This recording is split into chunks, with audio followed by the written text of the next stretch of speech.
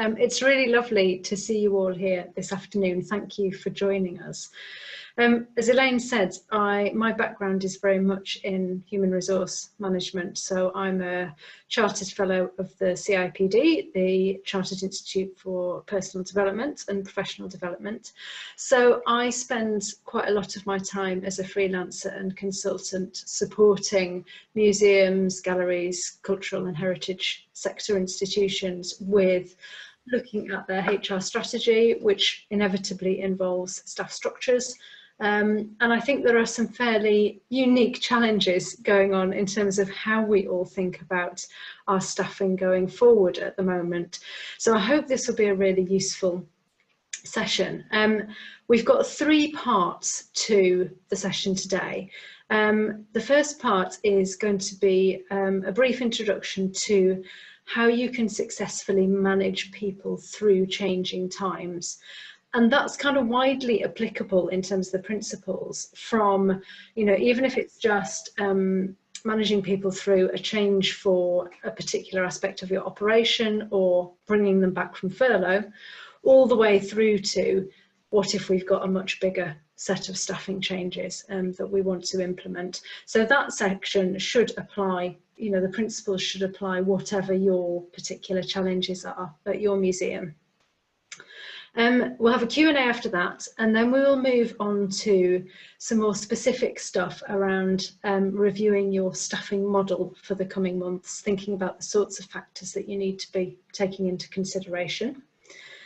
And then after that section, we'll have another Q&A and then a final section for what are your options if you are really struggling in terms of being able to keep your salary bill at the same level as it has been. What if you need to reduce your salary bill? What sorts of things can you consider? So we are a relatively small group, and I think we can probably learn quite a lot from one another, as well as from you listening to me, because you will have lots and lots of experience, on the ground, and hopefully lots of questions as well. So I really hope that we can have some good discussion in the Q&A sections. I'd normally suggest that we kind of just have questions at any time, but I think because this is going to be recorded and because we might want to talk about a few confidential or sensitive things, we will stick to the Q&A sessions, and then we can make sure that that's, those bits are definitely kept between us all. Okay, so let's move, and I'm going to start sharing my screen with you guys so you can see the slides that I'm going to present. Obviously, just holler if you can't see anything or can't hear me at any point. I don't want to just talk into a void. So let's start off by thinking about how we can manage people through transitions successfully. And the first thing that I think we should just remind ourselves about is the context that we're working in. I don't know if anyone's come across this VUCA thing before, but it's a trendy-ish management speak terminology for the sort of environment that we are working in right now. And it stands for the environment being volatile, uncertain, complex, and ambiguous. And goodness me, I feel like that's true at the moment, and I'm guessing you guys do as well. It's certainly true in terms of how we as employees and the other employees we work with are experiencing work at the moment. It's volatile, some things are changing quite a lot.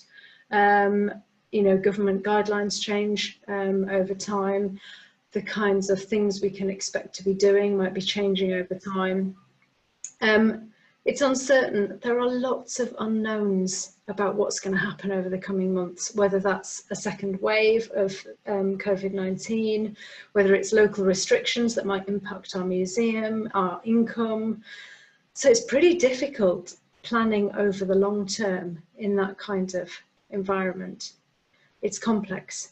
You've got people coming back from furlough, you've got people working from home, you've got people who've been in the whole time and are adapting. There's lots of different needs to take into account in terms of our staff. And it's ambiguous. You know, there just isn't always a right answer at the moment. So let's just recognise that we're working in tricky times. But I'm delighted to say that although it is hard, I think there are some really good ways of helping people deal with the transitions that are taking place in this environment. And that's where I want to start.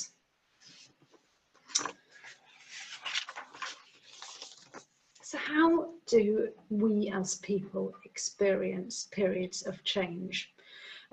Some of you may well have come across the kind of change curve before as part of other training, but I think it's a really useful reminder about what happens to people psychologically and emotionally when we're going through changes. I really like this Bridges transition curve. And I like it because it plots productivity against time. So you can see the kind of normal productivity dotted line going across the middle. And the curve is kind of what happens to people from the time when they first hear or find out about particular changes, all the way through to the kind of new beginnings where those changes start to be embedded into our working lives and practices. And people can go through a lot of different phases. So quite often the start of that phase for us is we might feel shocked. We might be in denial about the fact that this is really happening. We might feel angry or frustrated at our organisations. And there's a lot of emotion to get through there. Then people tend to move through into a kind of neutral zone as the transition is starting to take place. Some people will move quite quickly through that into, you know, from this kind of limbo of let's see what happens, through to being excited and engaged with the change and thinking, okay, I can take this on, I can handle it. Others might take quite a lot longer to get through there. And some people never reach the end of the curve. You know, some people get really stuck in worrying and resenting the change. So I would say that not everyone responds in this way, and they don't all do it at the same time, which is annoying, you know. It would be much easier to manage people if they all went through these phases in really predictable numbers of days, but they don't. I also think it's more complex currently because I actually think we might have a wave of change curves going on for people. You know, things have changed so much in the last 5 or 6 months and so often that people are probably still processing some of the changes that have already happened to them, whether that might be, you know, being put on furlough or working from home. And then they're dealing with more change as they come back from furlough, start working on site again, all those sorts of things. So people are probably experiencing a real mixture of emotions at the moment. And I think the thing, you know, to really take away from that is that we need to be aware that that's happening for our people. And we also need to be aware of the fact that we can't expect people's productivity to be at the same level all the time through this process. We can't expect people to be working at the peak because actually sometimes they're going to dip and they're going to drop as they go through the change. So what do people need to move successfully through change? There's a really useful model by some people called Prosky, I think, but anyone's welcome to correct me if they know how to say this. It's company and they are spelled Prosci. And they have this model which they call AdCar, which is an acronym of the 5 outcomes that an individual needs in order to move through a change successfully. And those 5 outcomes are what's on this slide. So the first one of those is that people need awareness. And that's awareness of the business reason for change. And I suppose that awareness comes from, you know, your communications around what's happening with organisational change, whether that's, you know, staffing structure or changed working practices, whatever it might be. People need to know why it's happening. They also need a desire to engage and participate in the change. And you can't manufacture desire in people, but I suppose you can help it along through making sure that changes are well sponsored by the leaders and managers in your organisation, and that you've thought about how you might overcome people's resistance, you know, what people might really resist about the change and how you might be able to help them through that. The next thing that they need to move through change is knowledge. And I guess that's knowledge about how to change. And the best example, I suppose, of that is if you're changing working practices or you're changing somebody's role, actually they need to know how to do the new thing. You know, what is it that's different and how do I need to be different to deliver the new thing?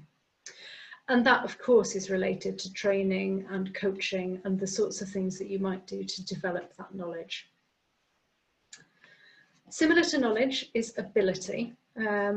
So that is really the kind of, that's the skills bit that goes with the knowledge. It's actually about the practical ability to put those changes into place and into practice. And again, that's part of how you manage coaching and giving people time to practice and giving people training in the practical skills they need. And the last thing that people need to move through a change successfully is reinforcement to make sure that the change sticks. And that's really something that you can achieve through that kind of day-to-day oversight of what's really happening on the ground once this change has started. So it might be, you know, looking at how well people have adapted to the change, anything that's not quite working, getting some feedback from people about the fact that actually this working practice isn't working and we need to change it. And it's also a really important thing to include in that phase some recognition of the fact that you've been through that change process and looking at how successful it's been. So there is a link in the final slide that I will send to you after this session. And one of the links on there is to the Prosky website, where you can download some of the resources on this model for free. And they're actually quite a good basic introduction and a good way of starting to think your way around how you might support your people through the changes. In terms of practical steps, as in what do you actually do to make this stuff happen, I've put this table together of some really top line key things to think about in terms of the practical steps for leading people through whatever changes you've got coming. And I've split it down into the AdCar model sections. So the first section there is awareness. And this is all about communications, as we said. So under awareness, if you can put together a really clear plan for the future, whether that's the future of a particular role or a particular set of working practices, or whether it's the future of the museum and how we make this work.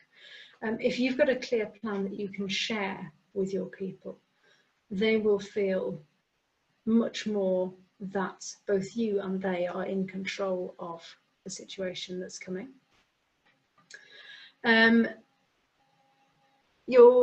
Any sort of kind of communications, I think, relating to change really benefit from you just putting together a high-level communications plan, which just covers, as we go through this change, what is it that we want people to know?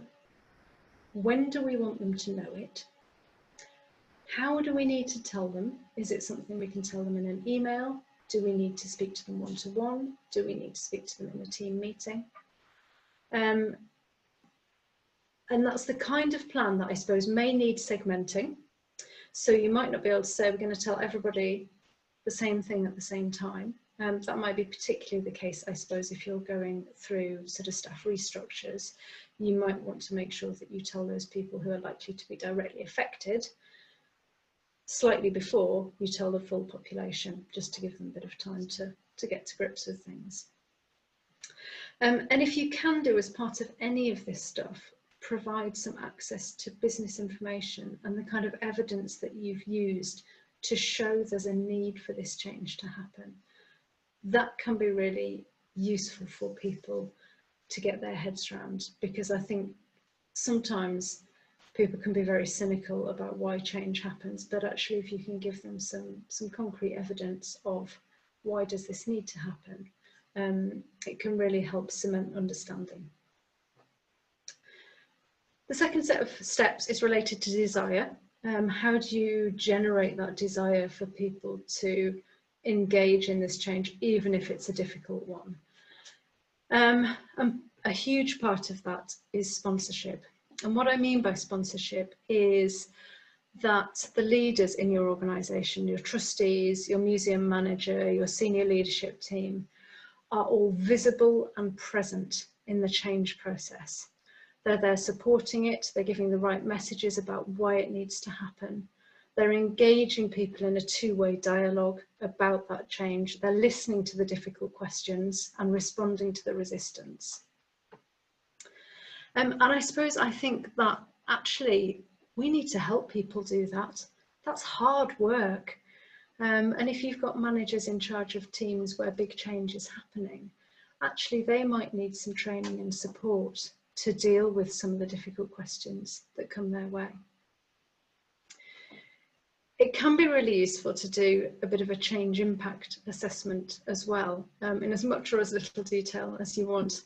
And what I mean by that, I suppose, is it's a plan whereby you anticipate the areas where you might find the greatest resistance. So, for example, I was working with an organisation last year who was doing a big capital redevelopment project. And one of the teams that was going to be most affected was a local history support team. And they were going to be affected in terms of how they were working, who they were working with, where their office was going to be. And they were pretty certain that actually there was going to be quite a lot of resistance from that particular team. So they put a plan together to engage with that team a bit earlier, to consult with them a little bit more, and to try and support the team through the changes. So that kind of consultation where you can do it really helps people to get on board with understanding why the change is happening and helping them to feel that they are shaping it in some way. Knowledge and ability, as I said, is all about training and coaching. And there are all sorts of ways that you can do that. Job aids, one-to-one coaching. You might be able to use peer support or employee experts, you know, those people who've really grasped what the change looks like, and can help other people through it. That can be really, really helpful. And finally, reinforcement. What can you do to reinforce the changes that you want to see in your organisation? A huge part of this is leadership role modelling. So if you're asking people, as we all are, to work differently, to sanitise, to social distance, to work from home, whatever it is, if people see the leadership of the organisation doing that, they are much more likely to do it themselves, and you're much more likely to create a culture where that is the expectation and the norm. It's also really useful to get people's feedback about the changes that have happened. Is what you're doing working? Are there things that you could improve? Because that will help to make sure that whatever change you've put in place really does deliver what you want to at the end of it. So this section is about staffing structures. So this is going to be particularly relevant if you think you might need to review your staff structure in the coming months. I think a really good place to start is this STAR model by somebody called Galbraith. And it's just a great reminder of what we're trying to achieve with a staff structure, because like anything, a good staff structure always stems from our museum strategy. What are we trying to achieve overall? What are our aims and objectives? Because it's only when you know that you can think about the structure and how we organise ourselves to deliver that. And then how we do all those things that fit into the structure that are the rest of the model, which is the processes. How do we make our decisions? How do we organise our work within this structure? How do we measure success? How do we know that we're doing a good job? And how do we reward people to encourage them to keep doing that? And what HR practices do we need to support all of those things? So, you know, strategy is all, as ever, and the other things, including staff structure, they're a lever for achieving your strategy. That's what they're there for. You know, that's why you need to design your staff structure. I suppose, I think that in these uncertain times, the first thing to go back to, if you're thinking that you may need to have a look at your staff structure, is to go back to your strategy. It might well have changed as a museum or even as a department or team. You know, are you still trying to achieve the same thing, or have your aims shifted? Have they reduced in some areas? You know, actually, are you closing down bits of what you're doing, maybe direct community engagement because you can't manage it in a COVID safe way? Or are you expanding in other areas? I know lots of museums are doing way more digital things in terms of audience engagement than they have been in the past. So it's really important to be able to articulate and agree what that strategy is, even if it's only a kind of, let's do this for 6 months and then see where we are again.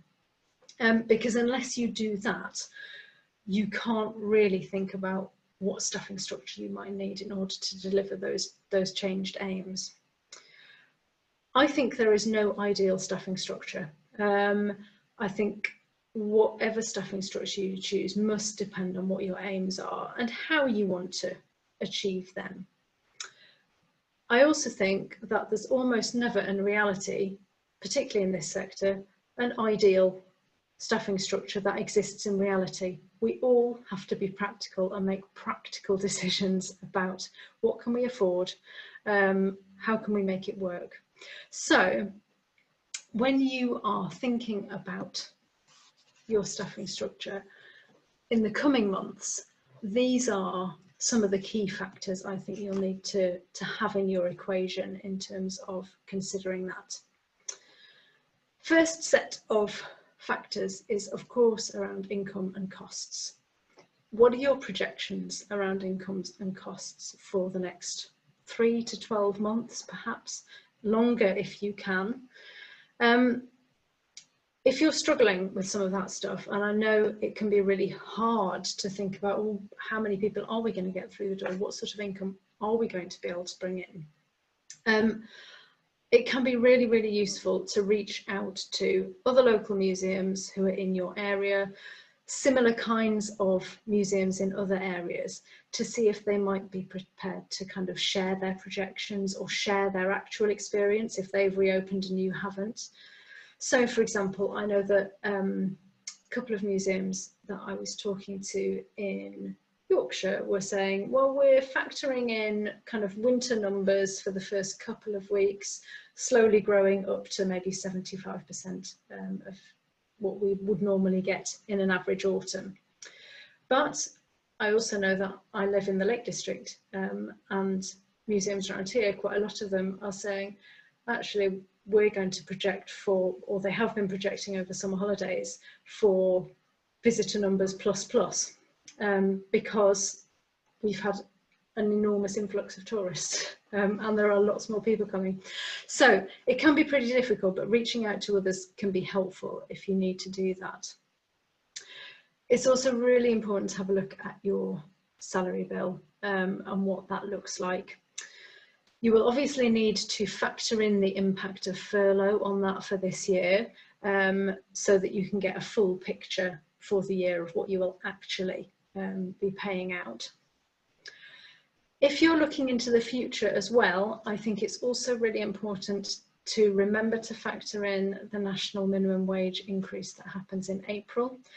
Everyone gets sidelined by this one, including me, but it's gone up by 4 to 6% in the last 3 years, every single year. So it's rising faster than average earnings and faster than prices over time, and it has done ever since it was put in place 20 or so years ago. So, you know, I know that sometimes 4 to 6% on a chunk of roles that are at national minimum wage can be the difference between affordability and not affordability. So don't forget to pop that in. And same likewise with national insurance and pension contributions, because of course they go up in line with that. The next set of things to think about is around operational needs. So what's your current model versus your new operational requirements? So that might be those sorts of things like if you're changing your opening hours, if you're changing your delivery model, so how you actually deliver, you know, schools education or community outreach, and what the impact is of people coming back from furlough or continuing to work from home. So what are those needs going to be? And how does, you know, changing your opening hours affect the numbers of people that you need in order to open up in your front of house, for example? The next set of considerations is staff wellbeing and risk management, because you will be putting in a series of measures to make your working environment COVID safe. And to mitigate the risks to staff and volunteers. And you might be doing things like limiting numbers who come in, you might be doing staggered working hours or shift bubbles where people only work with other individuals on a set day. And all of those things might have an impact on your structure, actually, because things like, you know, change shift patterns actually can have a huge knock-on in terms of the numbers of people, the number of people that you actually need on a day-to-day basis. And the last thing to consider is contingency planning. What are the possible scenarios that might sideswipe you, might be really difficult to deal with as a museum? And that could be, you know, things like local restrictions or closures that might impact on your museum. It might be an outbreak of COVID-19 amongst your staff or volunteer population. It might be a second wave during winter that strikes nationally rather than locally. Might be something else. But all of those things, I suppose, the reason I think it's important to bear it in mind is that you can put in place a great staff structure to suit your needs with the best will in the world. But because we're living in this changing environment, actually you need to know that that structure is robust, even if some of those contingency scenarios came into play. So this final section of the session is about, I suppose, thinking about that really difficult time when actually it becomes clear that your planned staffing levels and or your salary bill are unsustainable. You know, maybe your income projections aren't what you were hoping for. Maybe you absolutely know that you have to restructure, your costs have increased. What is it that you can do? What are the options that are open to you? And I think at a very, very macro level, there are 3 options to consider here, and we'll run through each of those in turn on the next slides. So the first one is looking at funding to cover staffing roles. The second one is looking at reorganising and restructuring work amongst your existing staff and volunteers. And the third one is redundancy. So let's start on managing changes to staffing and salary bills. So option 1 there is really around, are there options for you to look at external funding to support salaries? And I think there are kind of 3 different sort of things you could look at there. You could have a look at some role-specific funding. So for example, if you're an organisation that already uses or wanted to use apprenticeships and bring those in, there's funding available that supports that. So you get, I think it's something like £1,500 to £2,000 for each new apprentice that you employ. Of course, if you don't already employ apprentices, it's worth bearing in mind that there's a lot of admin to get that in place. But, you know, it might be worth it because actually you can bring people in and develop and train them. And it's of a relatively low cost in terms of salary. Similarly, you might well be able to get funding for bringing in internships. So if you want somebody to come in and do some stuff that actually you can't get anyone else to do, or that you think might really add to your portfolio and what you're trying to achieve, but you don't want to employ somebody full-time because you can't manage that on your salary bill. There are all sorts of schemes, quite often run by universities, whereby there's one, I think, from York University that's called XR Stories. And it does funding for kind of virtual projects and internships. So if you've got something where you want to develop something, you know, snazzy and digital, and you want to get an intern to do it, actually you might be able to get some funding for that role externally. So that's one thing to look at if it meets your needs. The second thing, of course, is recovery grants and loans, of which there have been lots. Lots of them are kind of, you know, the deadlines keep shifting. Some of them are closing now. Some of them have got second rounds still open. But there are obviously national, local and commercial schemes run by organisations like Lloyds and BT for those things. It's always worth checking, of course, as I'm sure you would anyway, that covering salary is within the eligibility criteria for those loans and grants. And finally, there's project grants, and I guess lots of you will be used to developing bids and putting in bids for projects and which cover project roles. And I think there are probably some real opportunities here, particularly if you're responding to the challenges of the pandemic through the projects that you're putting in place. I guess there are options to lever project grants to support core staffing by, you know, putting that core staffing as a project role. But of course there are risks there, because if you don't then get additional funding at the end of the project and can't support that staff member, you might lose that core staff member because they've been project funding and you can't support it further. So there's lots of you know, opportunity there, but it is important to think about the longer term in terms of how you can keep and maintain that role within the organisation.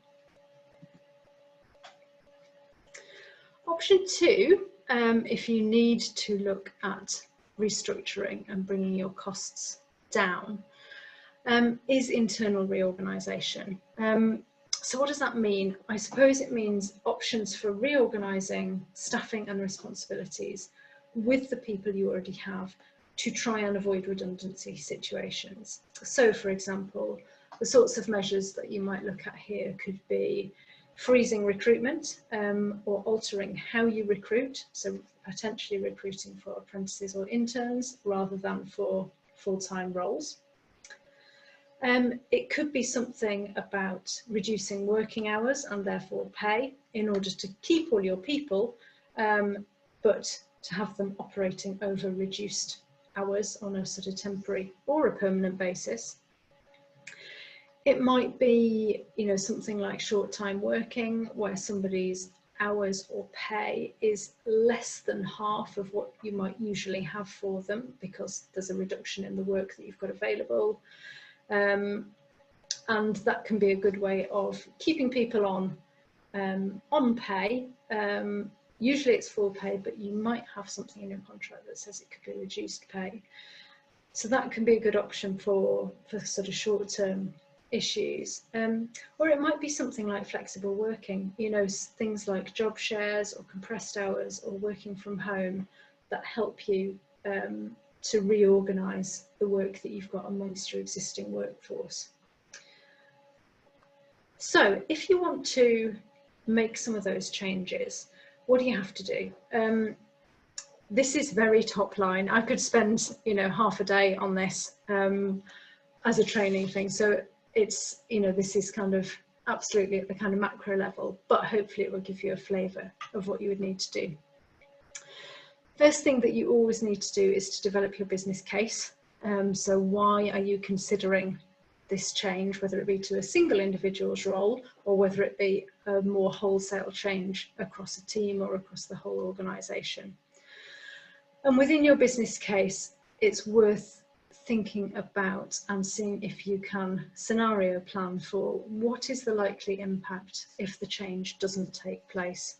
So, for example, if we can't do this, then actually we're going to have to make people redundant. Or if we can't do this, actually we won't be able to open as a museum.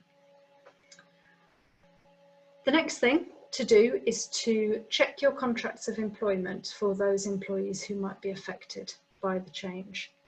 So as I was saying to Josh in the questions, any change which is definitely over 20% in terms of responsibilities or hours or anything like that is a variation to the employment contract, even if it's something that's only temporary. So even if you want to only do something for 3 months and then revert to how it is right now, you still need, it's still a variation of that person's employment contract. And so you need to check what your contract allows.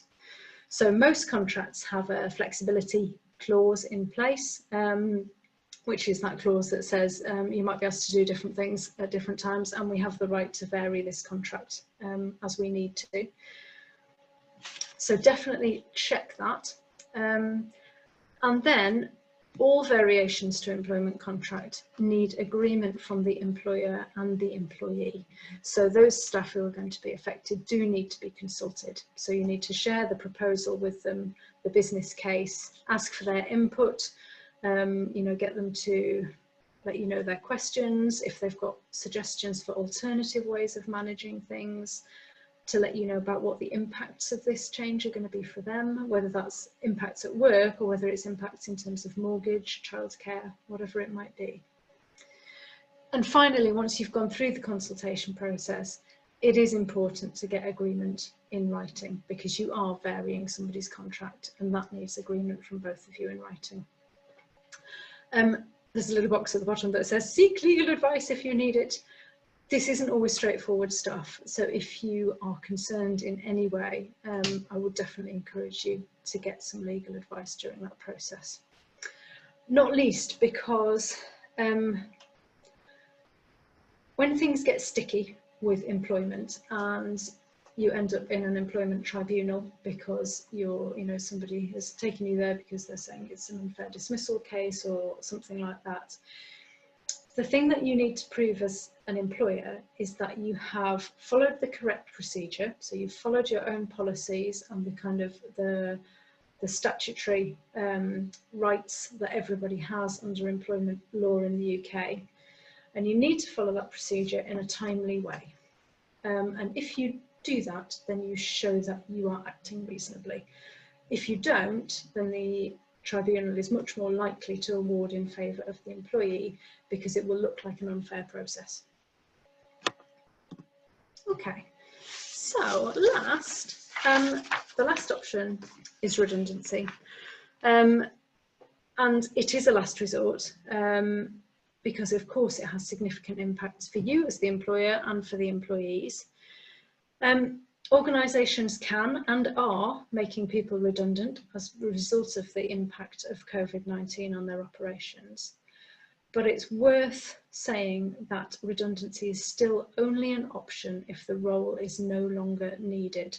i.e., not that you don't want it now, but you might want it again in 3 months. This has to be the role is not needed for the foreseeable.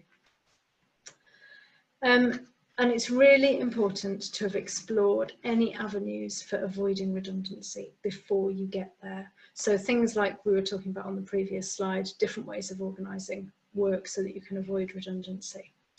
There isn't a fat heap of case law yet to show how the courts will respond to coronavirus redundancy situations.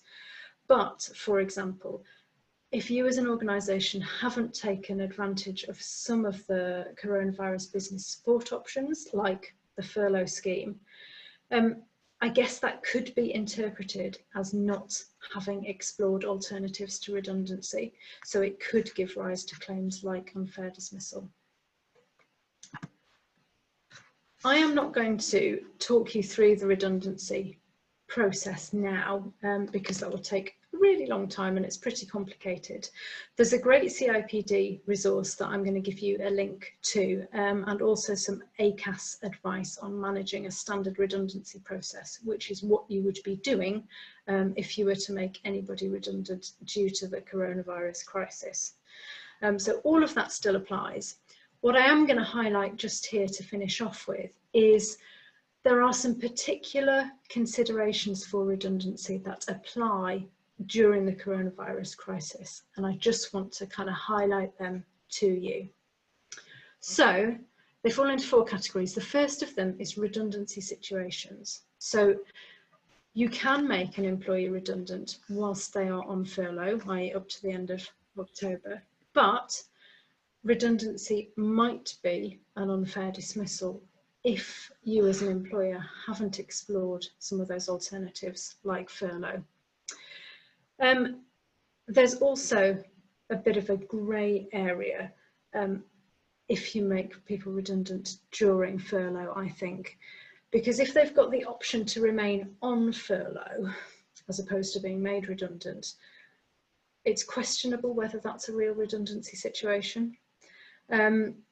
My best advice there is to be really clear on the business reasons for doing it now, as in if the person is still on furlough, as opposed to when the furlough finishes. Is it reasonable to do it now? Or if it might not be reasonable, can you delay it until the furlough scheme would finish?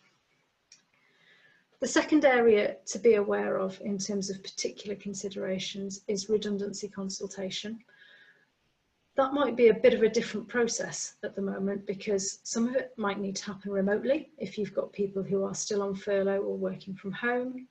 And that means that if you are doing that, people still need the right to be accompanied to those meetings. So that would have to happen digitally.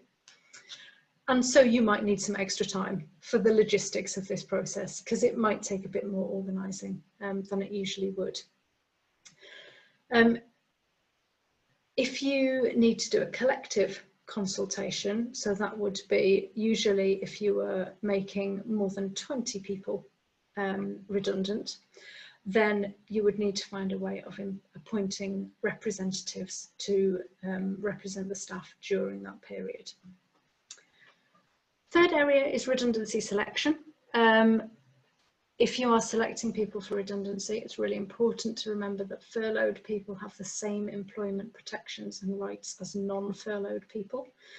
So using the fact that somebody's already on furlough as a kind of selection criterion might be pretty problematic because you wouldn't be awarding them the same rights.